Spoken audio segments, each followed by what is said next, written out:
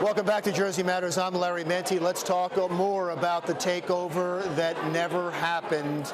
Still may happen, but it didn't happen today. I want to point out before we start the next interview that, again, we are taping this on the day the takeover was supposed to happen. So a lot of things could happen after that. Assemblyman, thank you for being here. This is Assemblyman Chris Brown, who represents Atlantic County and thus Atlantic City. It's been a crazy week. Sure has. It was supposed to be a takeover. It didn't happen. You have the governor calling the mayor a liar. You have the mayor saying he felt like he was set up. Who's right? Well, you know what's unfortunate is when politics takes over policy. Right now what you have is two different versions of a takeover bill. And if we have different sides who can't agree, calling names, holding press conferences. We have a lot of working families here in Atlantic County who count on us to get it right. And so I made the offer the other day, no more press conferences, no more name calling. Let's all get in a room. I offered them my conference room in Atlantic City where I have my business. I'll provide the White House subs. If they can't even talk to each other, I'll pay for the mediator. But the bottom line is this. We need to solve problems, not continue to bicker with one another. Let's explain all of what you just said for 1 minute and jump in anytime you want. The two bills, there's one in the Assembly with Prieto, and there's one in the Senate, and that is with Sweeney, and the governor is backing that one. Is that correct?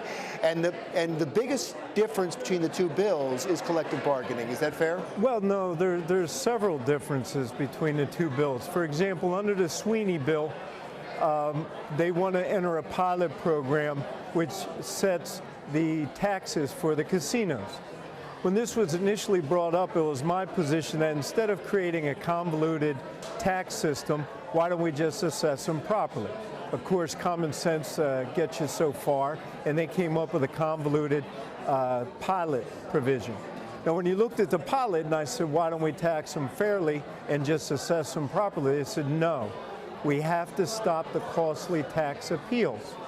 The bill that passed the Senate allows costly tax appeals. It gives an opt-out provision for the casinos. So how do you have a pilot plan designed to stabilize taxes when you say to the casinos, you can take the sweetheart pilot deal, but if you don't like that, you can file costly tax appeals. So that's an issue that's near and dear to me because that affects the property tax rate for the people who live in my district. And one of the biggest problems that families have is paying their property taxes. The cost of living in New Jersey is simply too high. Can I take from that you are backing Speaker Prieto's bill? Yes, Speaker Prieto took out of the pilot the opt-out provision for the casinos. In addition, I had been lobbying for, and we had it put in at one point, 13.5% of the taxes raised from the pilot go to the county.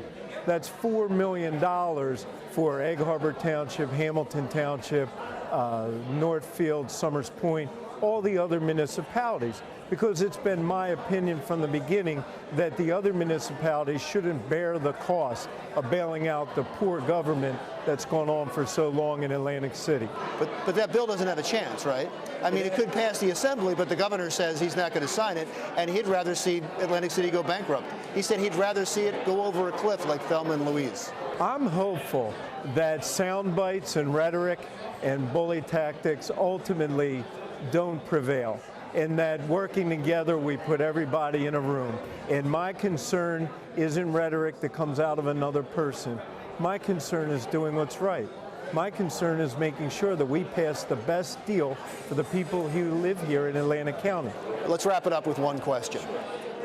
Is Atlantic City going to go bankrupt? If we work together in the legislature and the governor cooperates and we all sit down in a room, no, absolutely not. And it's my goal to make sure that we do everything we can to avoid bankruptcy. And the only reason is this.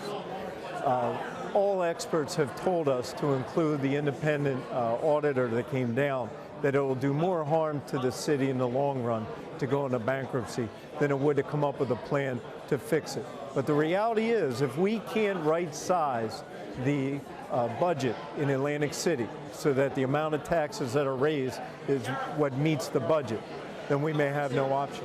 Thank you, sir. Assemblyman Chris Brown, I really appreciate it. When we come back, we'll talk about some good news for Atlantic City and Stockton University and their brand new, beautiful branch that's scheduled to open soon when Jersey Matters continues.